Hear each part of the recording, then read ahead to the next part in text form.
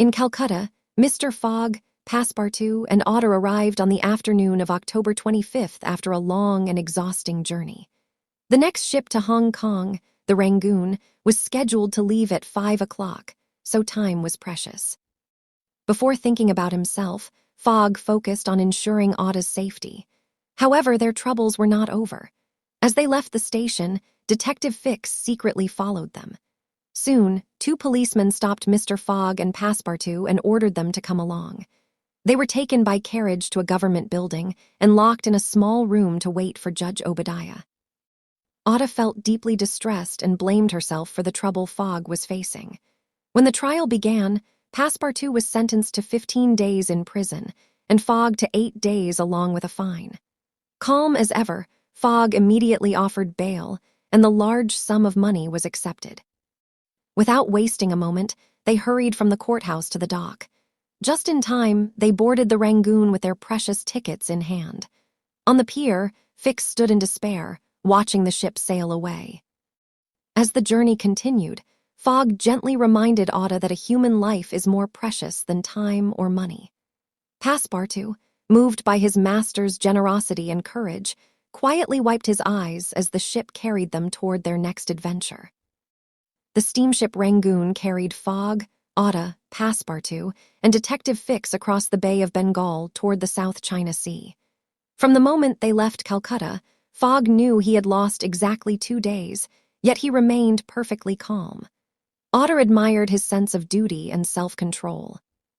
Near the Strait of Malacca, strong monsoon storms slowed the ship. The Rangoon was not one of the fast mail steamers Fogg preferred, and by the time they passed Singapore, they were already a day behind schedule.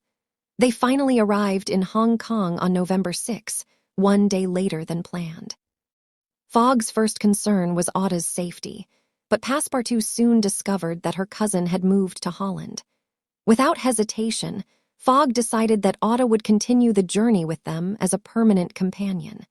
Soon after, Fogg learned that the Carnatic had left earlier than expected, giving him only 24 hours to find another solution. At this critical moment, Detective Fix revealed that he was a detective and accused Fogg of robbery. To prevent Passepartout from warning his master, Fix secretly put medicine in his tea. Meanwhile, Fogg found a small schooner called the Tankadier and made a bold proposal to reach Shanghai in time. At 8 o'clock that evening, Fogg and Otta boarded the Tankadier, and Fix hurried to join them, while Passepartout secretly became a stowaway on the Carnatic. The Tankadier fought bravely through violent storms.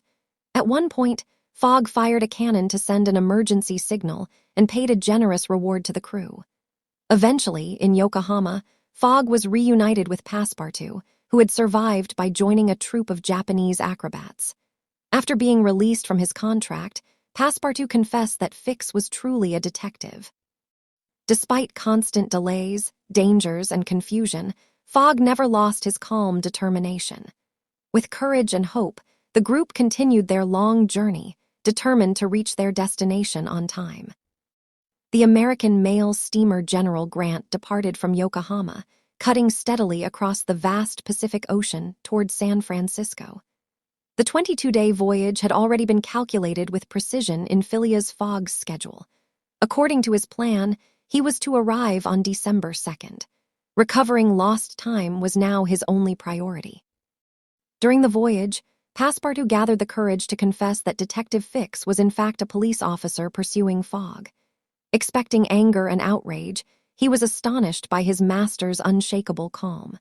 Fogg received the confession as he did all crises, without visible emotion.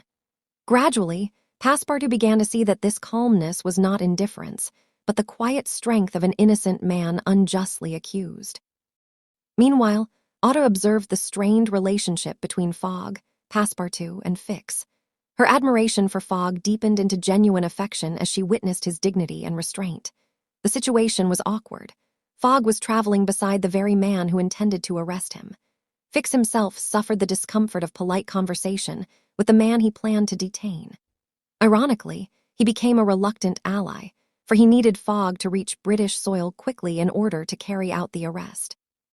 The voyage itself remained steady and calm, and the General Grant proved fast enough to regain some lost time.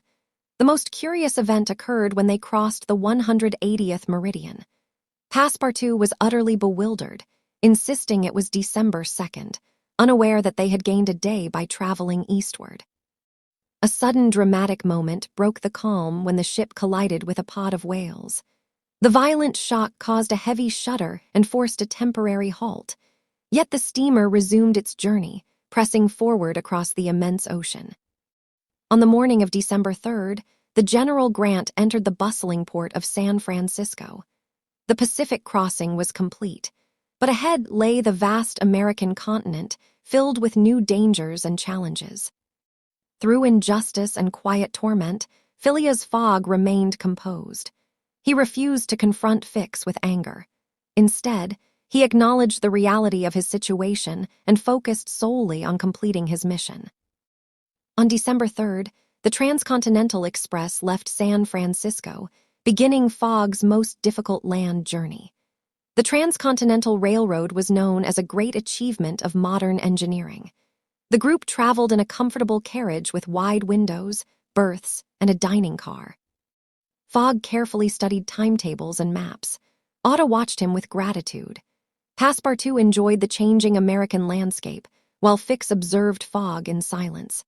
As the train climbed the snowy Sierra Nevada mountains, Passepartout admired the forests and cliffs, but Fogg remained focused on his calculations.